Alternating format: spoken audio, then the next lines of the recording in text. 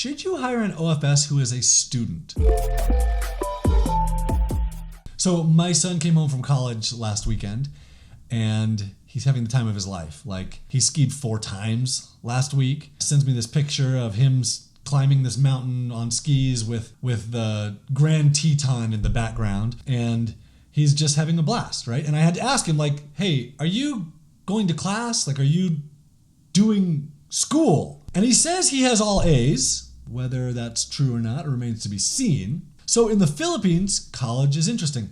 So it's often more demanding there than it is in the US. So like 1 credit hour of college in the Philippines often equates to 3 hours. Like 1 credit hour would be 1 to 2 hours in class, and then another hour of outside that's going to be required. So they're often required to take 12 hours or more, 12 credit hours or more. So that's like 36 hours per week of college, which is basically equivalent to a full-time job, which means you're not skiing 4 times a week with a full-time job, right? It's oftentimes more demanding, or as demanding as a university based in the US. So college in the Philippines is not like, it's not a joke, right? Which oftentimes people think it is. It's legitimate. So should you hire someone who is still a student?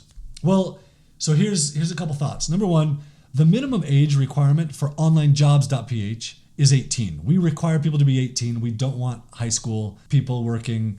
That's not our goal. So the base minimum is you're going to find people who are out of high school. Next, if someone is still in school and they're in school full time, I would caution against you hiring that person. First, their education is going to come first. Like, their finishing school is going to come first to them, so you will be secondary. Second, when they are working for you, they're probably less likely to be able to focus than if they were able to work just full time for you.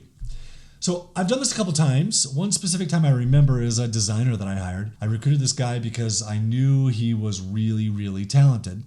And like, more than just at doing design work, he was willing to think through processes and experiences and do designs based on that, and that was a big deal. But he was still in school at the time, and I thought, oh, okay, that's okay, I can work with that. He can just work less now, right?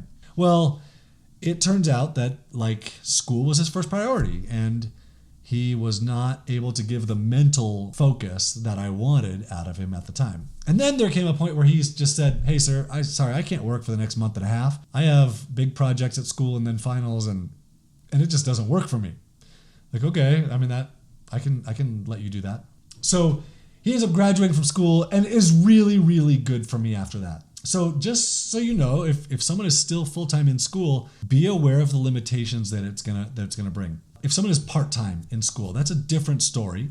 And then I would consider hiring them if they don't have another job, which is a big deal. So if they're in school and have a job, I'm out. And then if they can do their schoolwork outside of work hours. So like, they have their school and they have their work and they have their school work hours. The last thing to consider in this is I've learned that having a college degree in the Philippines is a really big deal. Like, your family members will often look down on you if you just have a high school degree, if you don't go to college and finish. Regardless of how you contribute to society or how much money you make or whatever, your family members are likely to look down on you. People often think, oh, you only have a high school degree, the only thing you're qualified to do is be a nanny. That's it. Now, whether or not that's true is a different story, but that's kind of the sentiment in the Philippines. So having a college degree is a big deal. Let them finish school. If you hired someone before they finish school, I would not encourage you to have them drop out to work for you. In fact, I would encourage you to go beyond and encourage them to finish school and potentially help them pay to finish school. Not the optimal situation, but if you find someone really good, then, people in the US do it, companies in the US do it all the time, help people pay for school because they become really good employees when they're done.